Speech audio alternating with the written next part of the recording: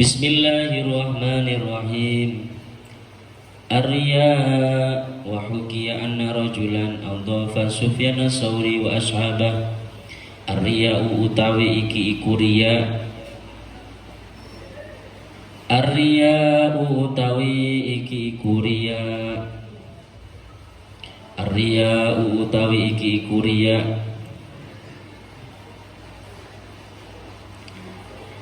Pembahasan tentang riya. Riya itu secara arti, secara bahasa pengen dilihat gitu riya.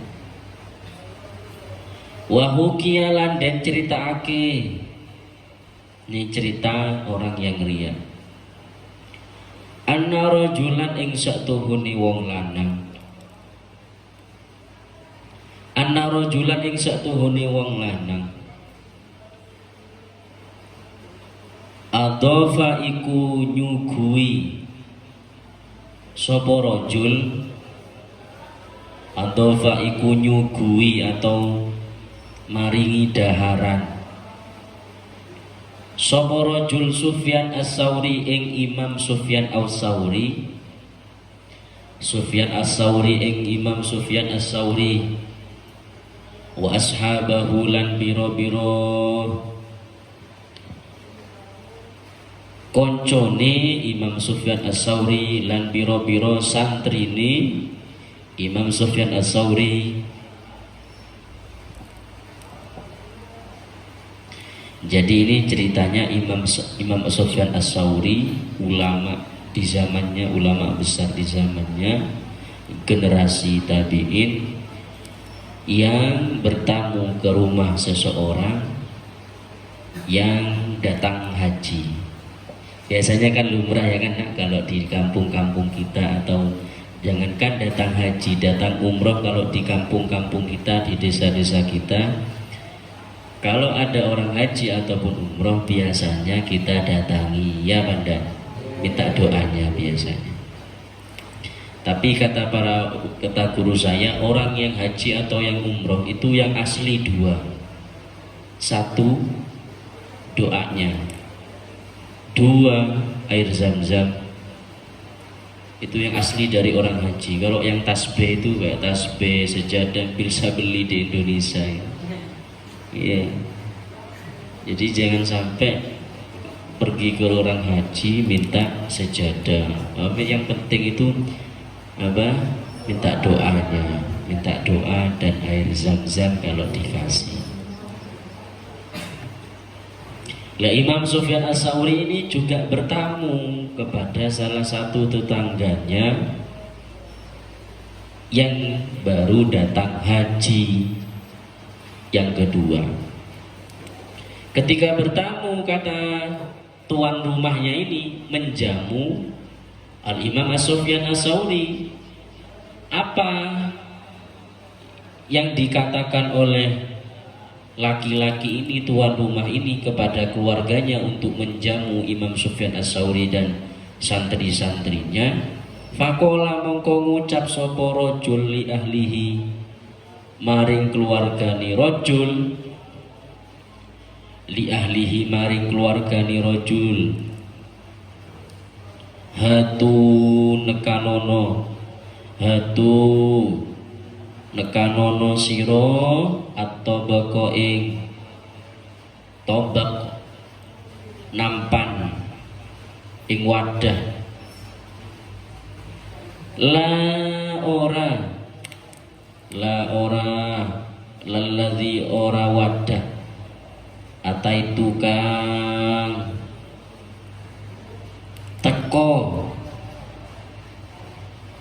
sapa ingsun kang tuku, gitu aja, kang teko sapa ingsun atau kang tuku sapa ingsun bihi kalawan alladzi fil hajjati ing dalam haji al-ula kang kaping pertama, al-ula kang kaping pertama, bal balik fisaniyati ing dalam haji kang kaping pindho, fisaniyati ing dalam haji kang kaping pindho. Ngomong tuan rumahnya kepada Imam Sufyan as-Sauri, Misalkan sama istrinya, kita contohkan sama istrinya. Istriku ambilin wadah, misalkan disuguhin bulan Ramadan, dikasih jus kurma. Gelasnya ketika mau ngambil gelas, si tuan rumah ngomong kepada istrinya, istriku ambilin wadah gelas untuk jus kurmanya, tapi jangan ngambil gelas yang saya beli ketika haji pertama, tapi ambillah gelas yang saya beli ketika saya melakukan haji kedua. Wah, ini menunjukkan pamer kalau dia sudah haji, bukan haji satu kali tapi haji dua kali. Apa daunnya Imam As-Sawri melihat perbuatan daripada tuan rumah tersebut? Fakola mongko ngucap Sufyanus Sawri, sopo Imam Sufyan As-Sawri, Sufyanus Sawri sopo Imam Sufyan As-Sawri, huwa utawi rojul, huwa utawi rojul miskinun iku mesake, miskinun iku mesake seakan absada ngerusak sopo rojul, absada ngerusak sopo rojul,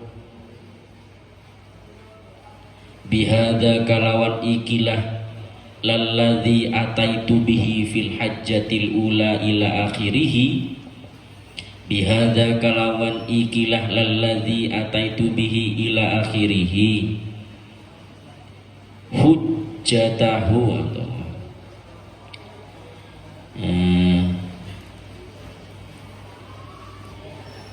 hajjataihi, Masya Allah, ini haji loro, hajjataihi ing haji loro ni rojul, hajjataihi ing haji loro ni rojul,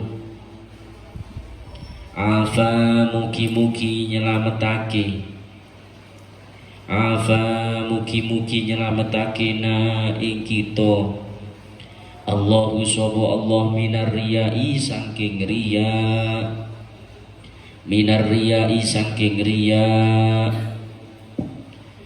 Dauhnya Imam Sufyan As-Sawri, do kasihan ya orang itu. Kenapa? Absada bihada hajjataihi, karena orang tersebut merusak pahala hajinya, dua hajinya, haji pertama dan haji keduanya, dengan kalimat yang di atas. Apa kalimatnya? Datangkan wadah yang saya beli ketika haji, bukan haji yang pertama tetapi ketika saya beli haji yang kedua. Pahalanya rusaknya. Jadi kalau amal ibadah yang kita lakukan hanya tujuannya untuk pamer kepada orang lain, bukan pahala yang kita dapat, tapi hanya bungkusnya saja, gak dapat apa-apa. Ini kalau pamer seperti orang yang haji ini. Padahal orang yang haji itu al-hajjul mabrur laisa lahu, dimana orang yang haji mabrur tidaklah mendapatkan balasan kecuali dari surganya Allah.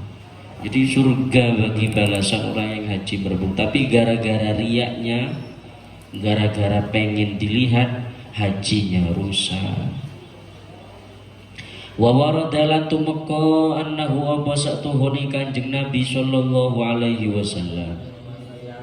Kala iku dawuh kan sapa kanjeng Nabi, kala iku dawuh sapa kanjeng Nabi li Abi Bakrin maring sahabat Abu Bakar radhiyallahu mugi-mugi ngeridoni Allahu sapa Allah anhu saking sahabat Abu Bakar.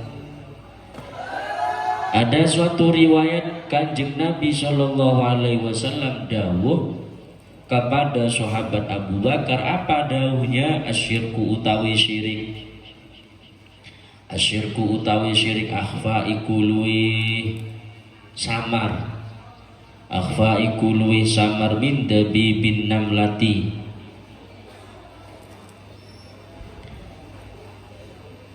min dabi bin namlati saking apa namanya? Sarangi nyamuk. Sarangi semut, lobangi semut. Wa sa'adullu lan bakal nuduhake sapa ingsun ka ing sira. Wa sa'adullu lan bakal nuduhake sapa ingsun ka ing sira ala syai'in ing atase suwiji-wiji. Idza fa'alta ing dalem nakalani ngelakoni sapa sira. Idza fa'alta ing dalem takalani ngelakoni sapa sira hu ing syai adhaba mongko ngilangake Allahu sapa Allah. Adhaba mongko ngilangake Allahu sapa Allah angka saking sira. Sigara syirki ing cilike syirik. Sigara syirki ing cilike syirik. Wa kibarihi lan gedene syirik. Takulu ngucapo sapa sira. Takulu ngucapo sapa sira. Allahumma inni a'udzubika. Dalam riwayat Kanjeng Nabi dawuh kepada sahabat Abu Bakar, apa dawuhnya Kanjeng Nabi? Asyirku ahfa min dabibin namlah. Abu Bakar, syirik menduakan Allah itu lebih samar, lebih tidak tampak daripada lubangnya semut atau sangkarnya semut. Jadi riya itu termasuk daripada syirik yang samar. Kalau kita kan ibadah, kalau tidak ditunjukkan karena Allah, seperti sholat, puasa, tapi karena ingin dibilang rajin sholat, rajin puasa, rajin baca Quran, maka kan tujuannya bukan karena Allah, tapi tujuannya karena orang. Ini sama dengan hanya menduakan Allah. Ini namanya syirik asghar. Ini yang bahaya, nggak dapat apa-apa. Apa lanjutannya dawuhnya Kanjeng Nabi? Wa sa'adulluka ala syai'in idza fa'alta adhaballahu anka sigara syirki wa kibara. Abu Bakar, saya akan tunjukkan kepada kamu sesuatu yang jika kamu melakukannya Allah akan menghilangkan syirik yang kecil-kecil dan syirik yang besar. Apa doanya yang diajarkan Kanjeng Nabi kepada sahabat Abu Bakar? Allahumma do Gusti Allah, Allahumma do Gusti Allah, inni asyatuhuni ingsun a'udzu iku nyuwun sapa ingsun. A'udzu iku nyuwun sapa ingsun bika kalawan panjenengan. Bika kalawan panjenengan an usrika ing yen to nyekuton akan sapa ingsun. An usrika ing yen to nyekuton akan sapa ingsun bika kalawan panjenengan. Wa ana lan utawi ingsun a'lamu iku weruh sapa ingsun. Wa ana lan utawi ingsun a'lamu iku weruh sapa ingsun. Wa astaghfiru lan nyuwun pangapura sapa ingsun ka ing panjenengan. Wa astaghfiru lan nyuwun pangapura sapa ingsun ka ing panjenengan lima maring perkara la a'lamu kang ora weruh sapa kula sapa ingsun. La a'lamu kang ora weruh sapa ingsun. Doanya agar selamat dari syirik ini, Allahumma inni a'udzubika an usyrika bika wa ana a'lamu wa astaghfiruka lima la a'lamu. Ya Allah, saya berlindung dengan panjenengan untuk menduakan panjenengan, sedangkan saya tahu saya memohon maaf kepada panjenengan atas apa yang saya tidak ketahui. Dibaca berapa kali? Takulu ngucapo sapa sira ha ing donga. Takulu ngucapo sira ha ing donga salasa marratin ing telu pira-pira ambalan. salasa marrotin ing telu biro-biro ambalan, dibaca 3 kali. Wasu'ila, apa takrif daripada orang yang ikhlas, yang jauh dari riya. Wasu'ila lan den takoni akhoru sopo ulama kang wene, akhoru sopo ulama kang wene. Apa pertanyaannya? Ma'iku opo? Ma'iku opo ghayatul ikhlasi utawi katoke ikhlas. Ghayatul ikhlasi opo utawi katoke ikhlas. Apa puncak dari keikhlasan? Siapa orang yang ikhlas? Gampangnya begitu. Kok itu yang dimana? Wasu'ilalan den takoni ba'dul a'immati sopo sebagiani poro-poro imam. Nah ini yang benar. Ba'dul a'immati sopo sebagiani piro-piro imam. Man al-mukhlis, man utawi sapani, man iku sopo gitu aja. Man iku sopo al-mukhlisu utawi wong kang ikhlas. Siapa orang yang ikhlas? Fakola mongko ngucap, fakola mongko ngucap sopo ba'dul a'immah. Fakola mongko ngucap sopo ba'dul a'immah. Siapa orang yang ikhlas? Alladzi yaktumu, alladzi iku wong utawi al-mukhlis, alladzi iku wong yaktumu kang nyimpen sopo alladzi, yaktumu kang nyimpen sopo alladzi hasanatahu ing piro-piro keapiani alladzi, hasanatahu ing piro-piro keapiani alladzi, kama yaktumu kaya oleh nyimpen, kama yaktumu kaya oleh nyimpen sopo alladzi sayyi'atahu ing piro-piro keeleani alladzi, sayyi'atahu ing piro-piro keeleani alladzi. Menurut imam sebagian ulama, orang yang ikhlas itu orang yang menyimpan kebaikannya sebagaimana ia menyimpan keburukan yang ia lakukan. Wa usuila lan den takoni akhiru sapa ulama kang weneh ma iku apa ghayatul ikhlasi utawi katoke ikhlas. Apa inti puncak daripada keikhlasan? Kola ngucap sapa akhiru, kola dawuh atau ngucap sapa akhiru, Allah tuhibba, ini puncak daripada keikhlasan. Allah tuhibba, yen to ora demen sapa sira. Allah tuhibba ing yen to ora demen sapa sira mahdahu, mahdatun nasi,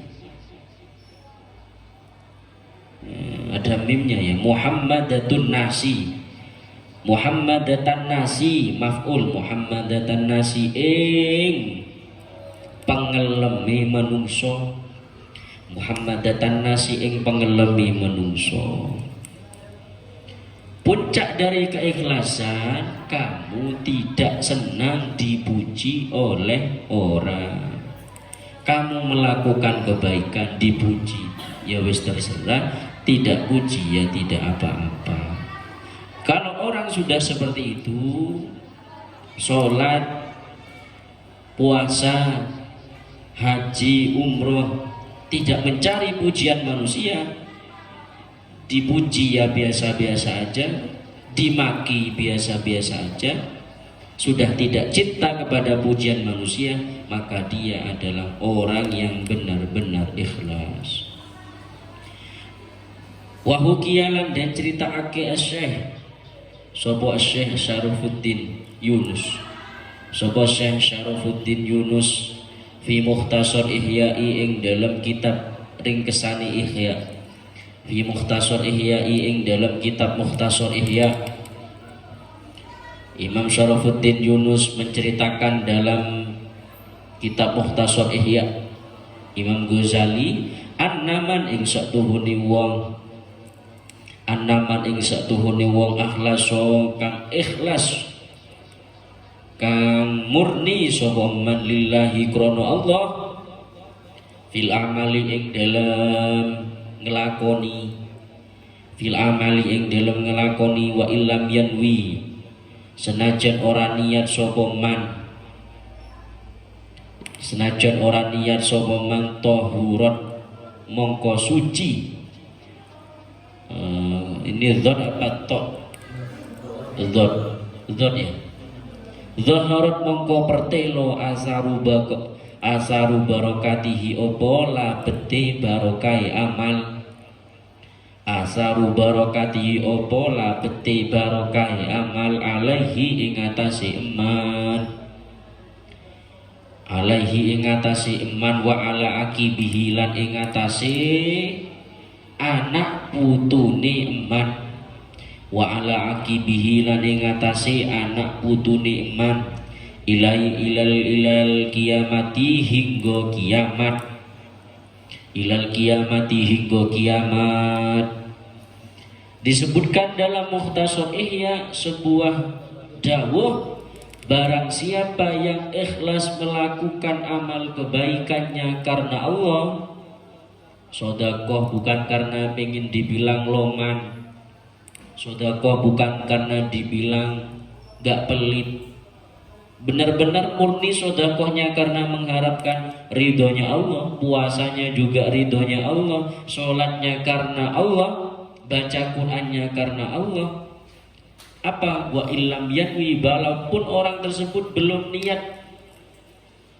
niat sama sekali, tapi sudah ikhlas benar-benar karena Allah Ta'ala, zaharat asaru barakatihi alaihi wa ala akibihi ila yaumil qiyamah. Keberkahan amal kebaikan yang dilakukannya akan membekas kepada dirinya dan membekas kepada anak cucunya hingga hari kiamat. Contohnya Mbah Khalil Bangkalan itu nih. Mbah Khalil Bangkalan itu puasa 40 tahun. Liburnya ya cuma libur Idul Fitri sama Idul Adha dan 3 hari Ayyamut Tasyrik. Itu ya ikhlas, makanya pondoknya Mbah Khalil Bangkalan tambah besar, anak-anak cucunya alim-alim, padahal tidak ada yang mondok di luar negeri. Iya, cucu-cucunya itu. Kiai-kiai Madura itu aneh-aneh.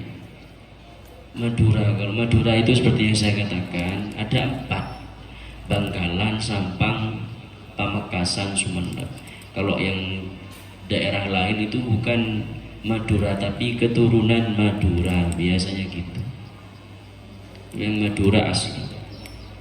Lah ada kiai salah satu pondok di Madura yang sekarang pondoknya besar sekali. Dulu itu santrinya itu saking pengen nirakati anaknya dan santri-santrinya, kalau nganu beras itu biasanya pakai apa yang gini-gini itu untuk bersihin beras itu apa namanya? Tampak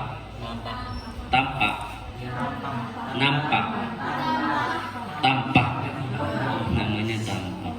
Kalau Jawa halusnya apa? Tidak ada ya, tampak gitu ya. Lah itu di Madura itu suami istri begitu. Setiap hari masakin anaknya, masakin santrinya, kiainya itu saking ikhlasnya diginiin. Gak nyuruh santrinya, gak nyuruh siapa-siapa. Suatu ketika beras yang digini-giniin pakai tampah itu berasnya baru diganti sama Allah menjadi emas. Coba bayangkan. Coba kalau kita yang pikirannya duniawi, seandainya kamu ngambil nasi di bawah di dapur, kok tiba-tiba nampaknya nasinya berubah jadi emas, kamu ambil apa, kamu gimana? Dijual kali. Lah ini sama kiai yang Madura ini beda. Apa? Ketika beras yang dicuci, yang ditampah itu dibuang kotorannya, dibuang apa ya? Padi itu apa? Gabahnya ya. dibuang setelah jadi emas. Apa katanya si kiai dan istrinya? Ya Allah, saya gak pengen emas ini, tapi saya pengen santri dan anak-anak saya khususnya menjadi orang alim semuanya. Loh, akhirnya padi yang beras tadi yang ditambah itu seketika berubah menjadi padi biasa. Sampai sekarang pondok tersebut anak-anaknya gak pernah mondok di mana-mana, tapi alim semuanya. Iya, saya diceritakan. Karena kenapa saya tahu cerita ini? Karena paman saya yang ada di Jawa itu mondoknya di Madura. Mondoknya di Madura 11 tahun. Itu gusnya, anak kiainya. Kalau nggak mondok di pondoknya sendiri.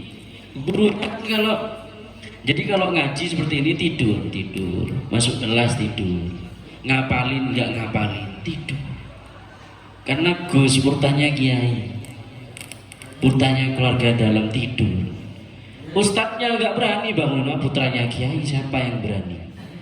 Iya, ada yang berani. Akhirnya gimana? Ya udah. Tapi ketika sudah kelulusan, yang paling alim ya putranya kiainya. Padahal tidur. Iya, gak ngapalin Al-Quran, hafal Quran. Gak ngapa-ngapain kitabnya, gak dimaknain, gak ada apa. Pinter kita, pinter basul masail dan lainnya. Lo kok bisa?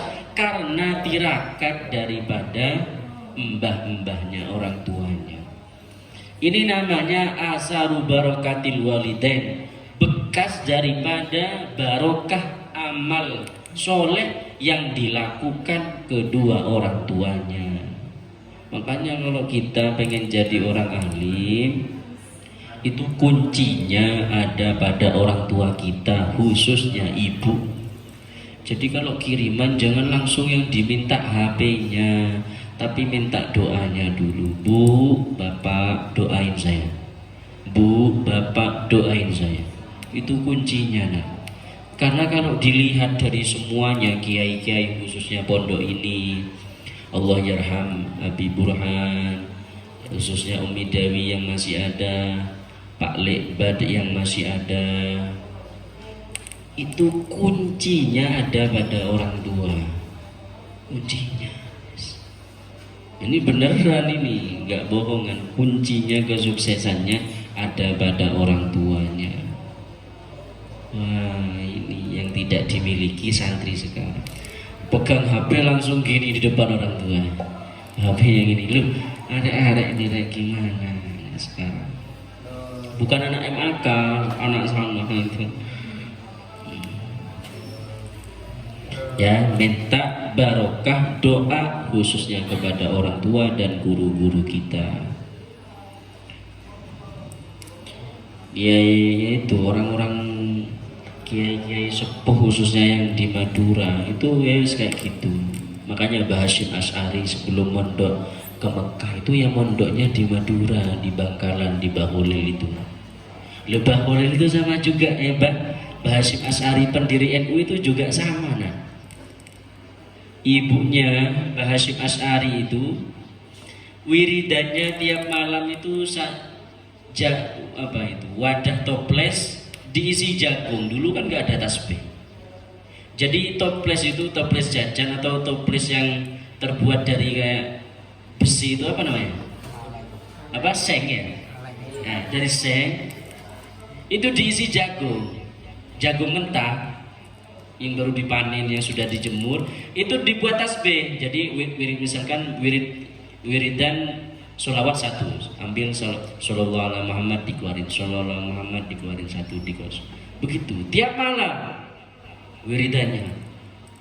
Suatu ketika ibunya Mbah Hasyim Asy'ari ini, jagung yang aslinya jagung itu berubah sama Allah karena keikhlasannya berubah jadi emas.